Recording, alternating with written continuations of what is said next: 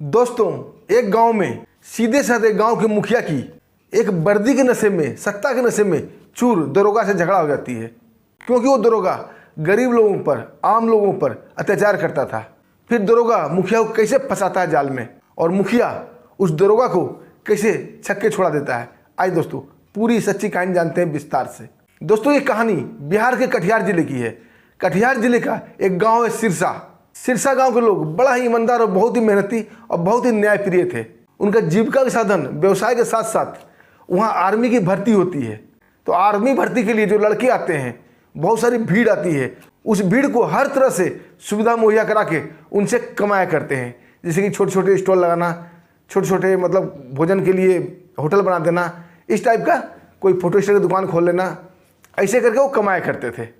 उस गांव के एक मुखिया जी थे जिनका नाम था दीनानाथ चौधरी। बड़े ही न्यायप्रिय और अपने लोगों को बड़े प्यार करते थे। कोई भी लोग उनसे कोई प्रॉब्लम बताता था तो मुखिया जी उसे अपनी प्रॉब्लम समझकर तुरंत सॉल्व करने के लिए उसका निदान ढूंढने लगते थे। और वहाँ के लोग भी मुखिया जी को दिलो जान से चाहते थे। दोस्तों, इसी क्रम में सिरसा थाने में एक दरोगा जी आते हैं जिनका नाम था अमरनाथ सिंह। नाम तो अमरनाथ था, लेकिन दोस्तों कर्म जो थे ना बड़े ही उल्टे थे। बड़ा ही अत्याचारी, बड़ा ही पापी, बड़ा ही गरीबों को सताने वाले दरोगा थे। वो दारू और सत्ता के नशा में हमेशा चूर रहा करते थे और वहाँ के बड़े बड़े भू माफिया के साथ मिलकर, बड़े बड़े जमींदार के साथ मिलकर छोटे छोटे गरीब लोगों का जमीन को हड़प लिया करते थे, या हड़पने में जमींदारों की सहायता किया करते थे।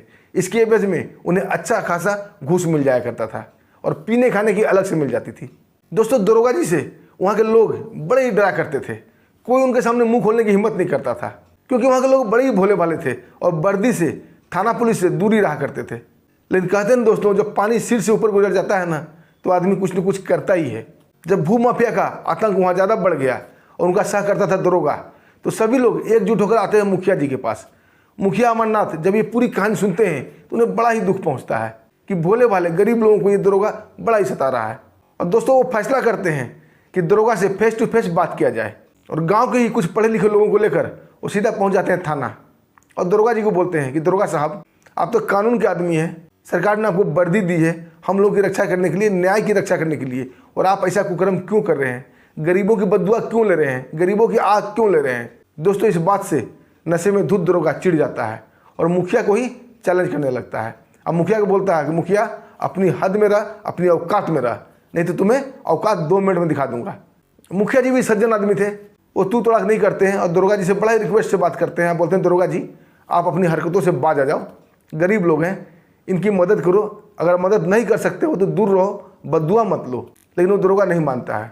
दोस्तों, इसके कुछ ही दिन बाद दरोगा भू माफिया के साथ बैठकर पीना खाना चल रहा था, उनकी पार्टी चल रही थी।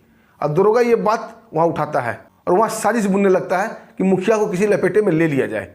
दोस्तों, मुखिया जी को जैसे ही ये बात की पता चलती है कि दरोगा उनके खिलाफ साजिश कर रहा है, वो भी थोड़ा परेशान हो जाते हैं, थोड़ा डर जाते हैं। डरते तो नहीं हैं क्योंकि वो निडर स्वभाव के आदमी थे, लेकिन गांव के थे, थोड़ा परेशान जरूर हो जाते हैं और गांव के ही कुछ लोगों को लेकर अपना पंचायती करने लगते हैं। बोलते हैं कि आखिर कैसे बचा जाए इनसे, ये हमें कोई गलत आरोप में फंसा देगा तो कानून के साथ हम क्या कर सकते हैं। कुछ पढ़े लिखे लोग थे, उन्हें सलाह देते हैं कि चलो सिटी के एसपी साहब से मिला जाए। और दोस्तों, कुछ आदमी को लेकर वो जाते हैं सीधा एसपी ऑफिस। वहाँ एसपी साहब को सारी बात, सारी वस्तुस्थिति से अवगत कराते हैं और दरोगा अमरनाथ के बारे में सब कुछ उन्हें साफ साफ बता देते हैं। एसपी साहब बोलते हैं, ठीक है मुखिया जी, आप जाइए, मैं इस बात की जांच करूंगा और मैं आपकी हमेशा सहायता करूंगा अगर आप सच्चे हो तो। ये आश्वासन पाकर मुखिया जी काफ़ी खुश होते हैं और लोगों के साथ अपने गाँव वापस लौट जाते हैं। और दोस्तों, रात को एक गाँव में चोरी होती है। उस चोरी के आरोप में दरोगा अमरनाथ मुखिया जी को गिरफ्तार कर लेता है और चोरी का आरोप उनके ऊपर लगा देता है। अब दोस्तों, गाँव में हड़दंग मच गया था। दोस्तों, पूरा गाँव उठ के आ गया थाना में और वहाँ हो हल्ला मचाने लगा। दरोगा साहब को बोलने लगा, मुखिया जी को छोड़ दो, मुखिया साहब ने चोरी नहीं की है। लेकिन दरोगा ये नहीं मानता है। अब बोलता है, तुम लोग कानून अपने हाथ में मत लो और हमें कानून मत सिखाओ, हमें कैसे काम करना मुझे अच्छी तरह से पता है। अगर तुम लोग डिस्टर्ब करोगे तुम्हारे ऊपर लाठी चार्ज भी किया जा सकता है। दोस्तों, गाँव के सीधे साधे लोग डर जाते हैं और दरोगा उन्हें वहाँ से डांट डपट के भगा देता है। अब दोस्तों, गाँव वाले आपस में पंचायती करने लगते हैं कि आखिर मुखिया जी को छुड़ाया कैसे जाए। तभी गाँव के लोग, जो कि कुछ पढ़े लिखे लोग थे, जो उनके साथ एसपी साहब के पास गए थे, और सबको लेकर सीधा जाते हैं एसपी ऑफिस। वहाँ एसपी साहब से मुलाकात करते हैं, उन्हें सारी स्थिति से अवगत कराते हैं और ये भी याद दिलाते हैं कि साहब, मुखिया जी के साथ हम लोग आपसे कुछ दिन पहले भी मिले थे और सारी स्थिति बताई थी। एसपी साहब को सब बात याद आ जाती है बोलता है ठीक है आप लोग जाइए, मैं इसका जांच करूंगा। और एसपी साहब खुद इस केस का जांच करने का निर्णय लेते हैं। दोस्तों जब एसपी साहब का दबाव सभी थाने में आता है तो आनंद फानंद में चोर को पकड़ लिया जाता है। जो हकीकत में चोरी किया था, जो वास्तविक चोर था, वो पकड़ा जाता है। अब एसपी साहब थाने आते हैं और दरोगा अमरनाथ की काफ़ी खिंचाई करते हैं और उन्हें बोलते हैं कि तुम एक बदले की भावना में एक सभ्य आदमी को, एक संभ्रांत लोग को गिरफ्तार किया है।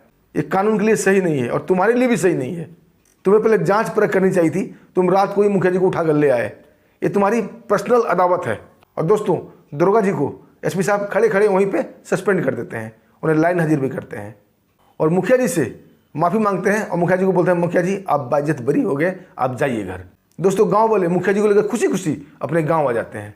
दोस्तों कहते हैं ना, सत्य और न्याय के रास्ते पर चलने वाले आदमी को कभी कोई प्रॉब्लम नहीं आती। हाँ, थोड़ी देर के लिए परेशानी आ सकती है, लेकिन ये टिकाऊ नहीं होती। सत्य की जीत हमेशा होती है। और दोस्तों अन्याय के खिलाफ खड़े होने के लिए एकता और साहस सबसे बड़ा हथियार है, जिसे मुखिया जी ने अपनाया। दोस्तों कहानी आपको कैसी लगी छोटा सा कमेंट जरूर कीजिएगा। हाँ दोस्तों, और कहाँ से कह रहे हैं ये भी लिखिएगा, हम आपका नाम बताएंगे। दोस्तों अब वक्त आ गया है उन प्यारे प्यारे दोस्तों को नाम बताने का जो हमें प्यार से कमेंट करते हैं। दोस्तों पहला कमेंट है सुनील सिंह जी का। ये लिखते हैं वेरी गुड, हमें आपका वीडियो बहुत अच्छा लगता है और इस वीडियो से हमें बहुत कुछ सीखने को मिलता है। तो सुनील सर आपका भी दिल से धन्यवाद। दूसरा कमेंट है प्रदीप कुमार का। प्रदीप जी लिखते हैं सर आपकी कहानी मुझे बहुत अच्छी लगती है। तो प्रदीप जी आपका भी दिल से धन्यवाद। और तीसरा कमेंट है मनोज कुमार पाठक का। ये थोड़ा सा शायराना अंदाज में कमेंट किए हैं। ये लिखते हैं ईमानदार डीएम चोर दरोगा, चोरवा बैठ के जेल में रोगा। आगे लिखते हैं आपका बहुत अच्छा समाचार संग्रह होता है, धन्यवाद। तो मनोज कुमार पाठक जी आपका दिल से धन्यवाद। और चौथा कमेंट है प्रदीप त्यागी जी का। ये फरीदाबाद हरियाणा से लिखते हैं धन्यवाद। तो प्रदीप त्यागी जी आपका भी धन्यवाद। और पांचवा कमेंट है मुन्नालाल गौतम का। मुन्नालाल गौतम लिखते हैं very very nice story, I am very proud of you, please show again any true story. Munnalal Gautam ji मैं हमेशा सच्ची कहानी सुनाता हूँ। दोस्तों फिर मिलते हैं एक सच्ची कहानी लेकर, तब तक के लिए हमें आगे दीजिए। नमस्कार, जय हिंद।